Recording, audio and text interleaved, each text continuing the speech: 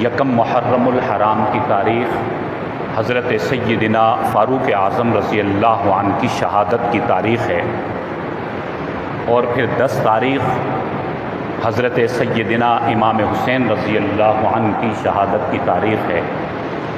یکم محرم الحرام کی مناسبت سے پچھلے جمعے ہم نے حضرت عمر رضی اللہ عنہ کے فضائل و مناقب اور حضرت عمر کے اسلام لانے سے متعلق مختصر گفتگو کی تھی۔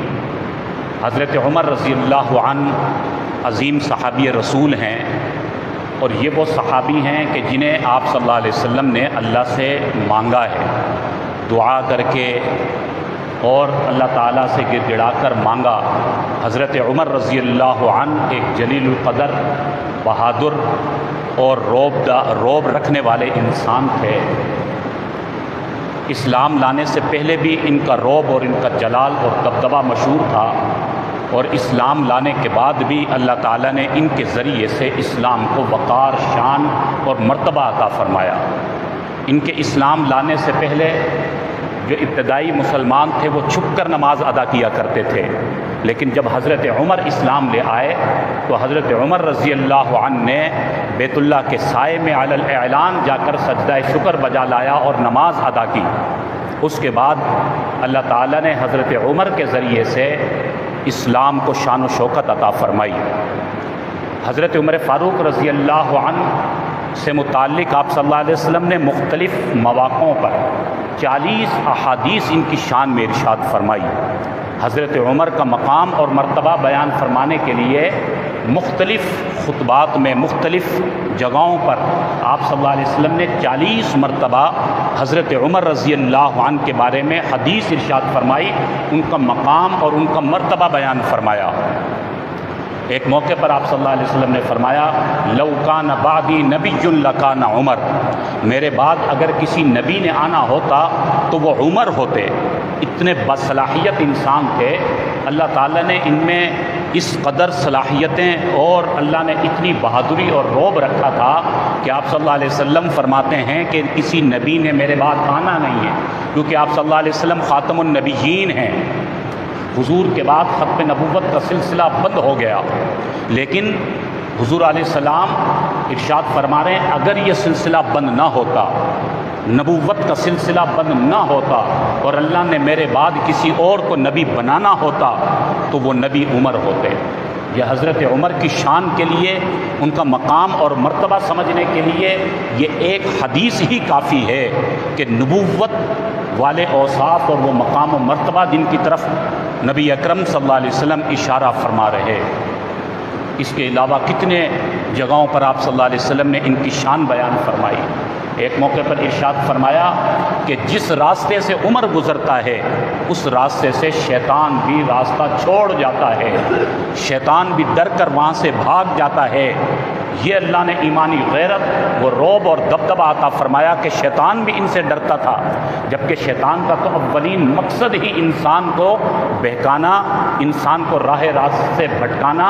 ان الشیطان لکم عدو مبین، جسے قرآن کریم نے کہا کہ شیطان تو ہر انسان کا دشمن ہے، شیطان تو ہر انسان کی زندگی میں حائل ہوتا ہے، شیطان تو ہر انسان کی زندگی میں خلل ڈال کر ان کو ایمان سے دور کرنے کی، نیکیوں سے دور کرنے کی کوشش کرتا ہے۔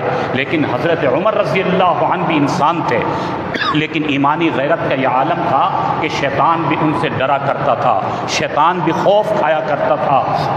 حضور نے فرمایا کہ شیطان بھاگ جایا کرتا جس راستے سے حضرت عمر رضی اللہ عنہ گزر رہے ہوا کرتے تھے۔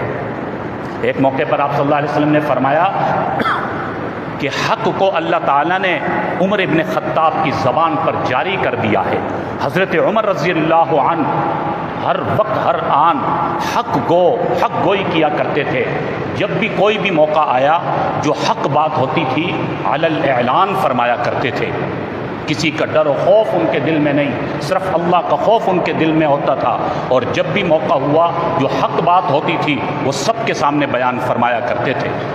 تو اس طرح 40 مواقعوں پر آپ صلی اللہ علیہ وسلم نے حضرت عمر رضی اللہ عنہ کی شان اور ان کا مقام اور مرتبہ بیان فرمایا۔ اور کئی مواقعوں پر حضرت عمر رضی اللہ عنہ نے جو رائے دی، جو مشورہ دیا، اللہ تعالیٰ نے اس مشورے کو عرش پر قبول فرمایا اور اس کی تائید فرمائی۔ آپ صلی اللہ علیہ وسلم صحابہ اکرام سے مشورہ فرمایا کرتے تھے۔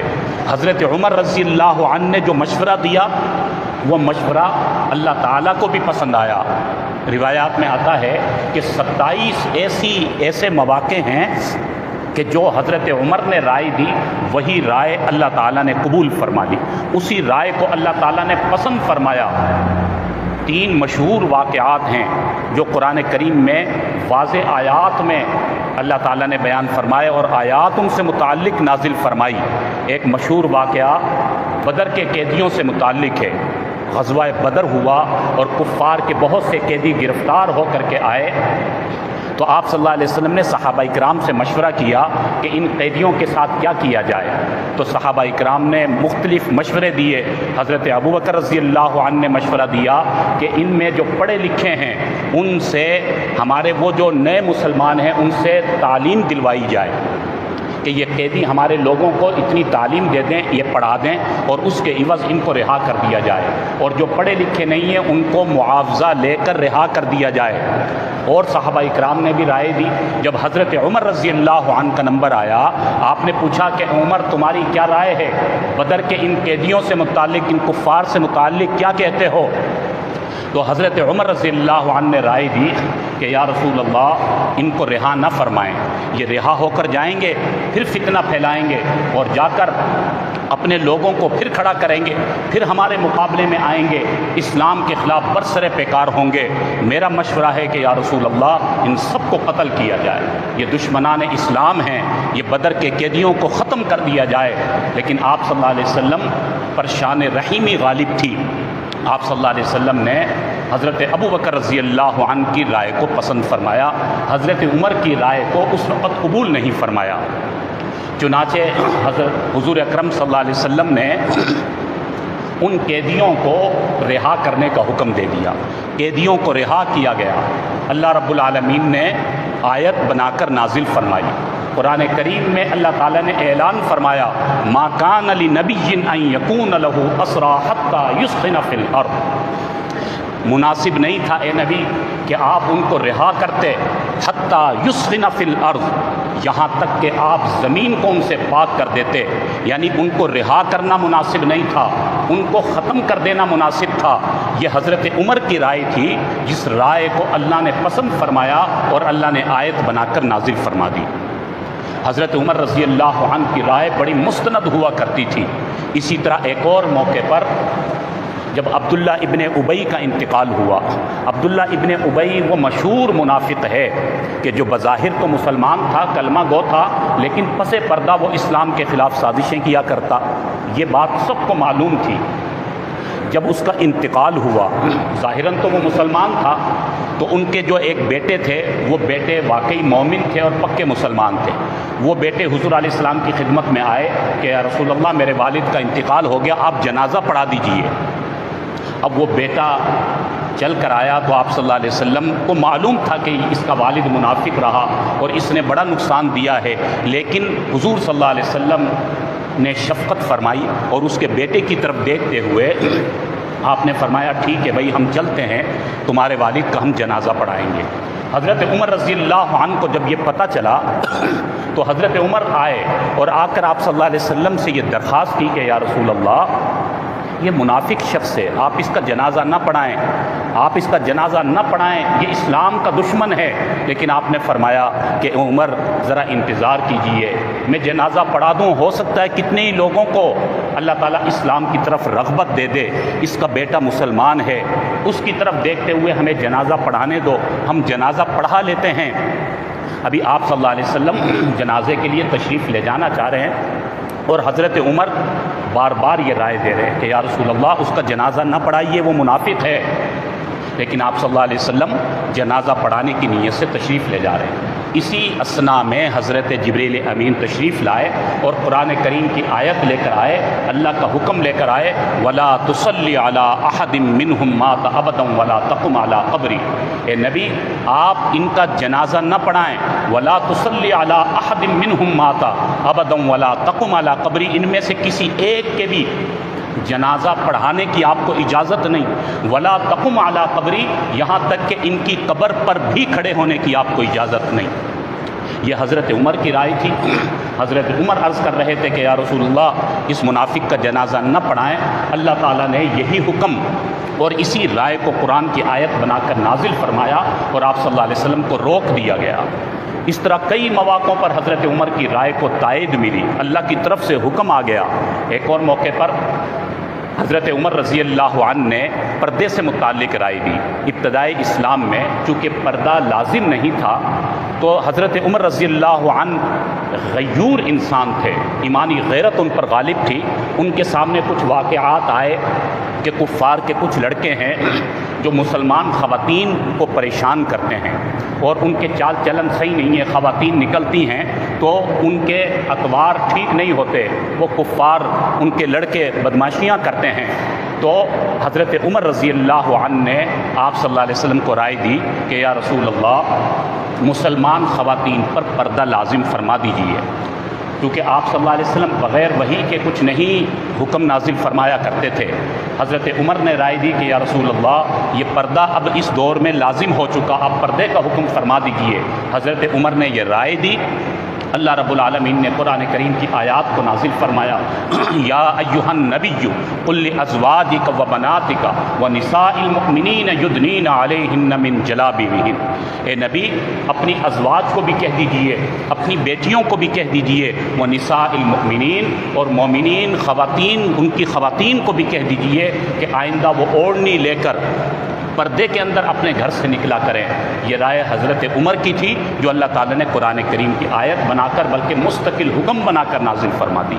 تو علماء کرام نے لکھا کہ 27 ایسے موقع ہیں کہ جہاں پر حضرت عمر کی رائے کے مطابق اللہ تعالیٰ نے حکم نازل فرمایا۔ تو حضرت عمر رضی اللہ عنہ وہ جلیل القدر صحابی ہیں کہ جنہوں نے حضور کی زندگی میں بھی اسلام کی خدمت اور اسلام کی اشاعت میں تن من دھن کی بازی لگائی، رات دن ایک کیا، اور حضور کے وصال کے بعد حضرت ابوبکر صدیق کا دور آتا ہے، اور اس کے بعد جب حضرت عمر فاروق رضی اللہ عنہ امیر المومنین بنتے ہیں، حضرت عمر رضی اللہ عنہ 10 سال 4 مہینے تک امیر المومنین رہے، یعنی اسلامی خلافت کو قائم رکھا۔ یہ اسلام کا وہ دور ہے کہ جس میں سب سے زیادہ اسلامی فتوحات ہوئی، قیصر و کسریٰ، روم اور فارس کے علاقے فتح ہوئے، تقریباً 22,24,000 مربع میل پر اسلامی خلافت قائم ہوئی۔ حضرت عمر رضی اللہ عنہ کا اللہ نے بڑا فہم، تدبر، اور اللہ تعالیٰ نے بڑی دانائی عطا فرمائی تھی، جرت اور بہادری عطا فرمائی تھی۔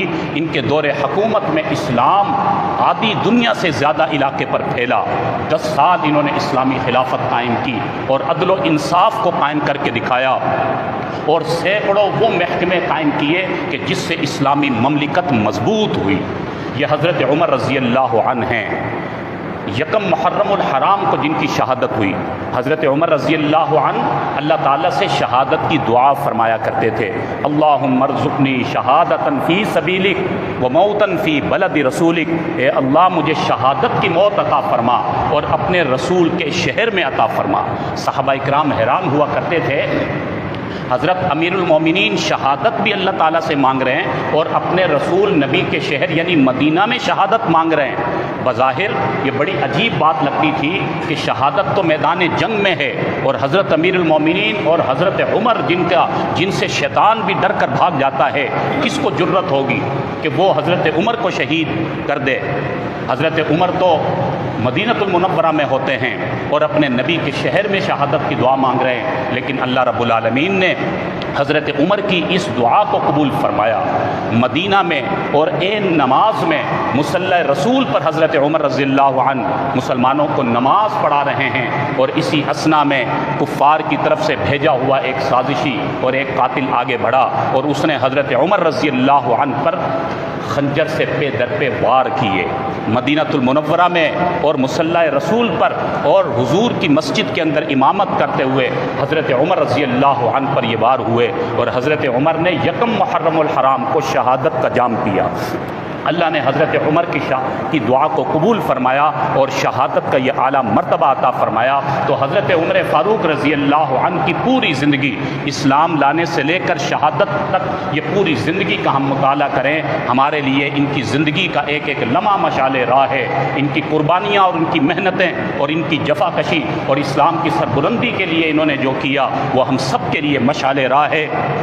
ہمیں اپنے بچوں کے سامنے، مستورات کے سامنے بھی اپنے ان صحابہ اکرام کے واقعات بیان کرنے چاہیے، بتانا چاہیے کہ حضرت عمر کون تھے، اور محرم الحرام کی 10 تاریخ کو جس طرح حضرت حسین کی شہادت ہے اور ان کا تذکرہ کیا جاتا ہے، اس طرح یکم محرم الحرام کو حضرت عمر کی بھی شہادت کا دن ہے، ان کا بھی تذکرہ عام ہونا چاہیے۔ اللہ رب العالمین ہمیں تمام صحابہ اکرام کے نقش قدم پر چلنے کی توفیق نصیب فرمائے۔ وآخر دعوانا ان الحمد للہ رب العالمین۔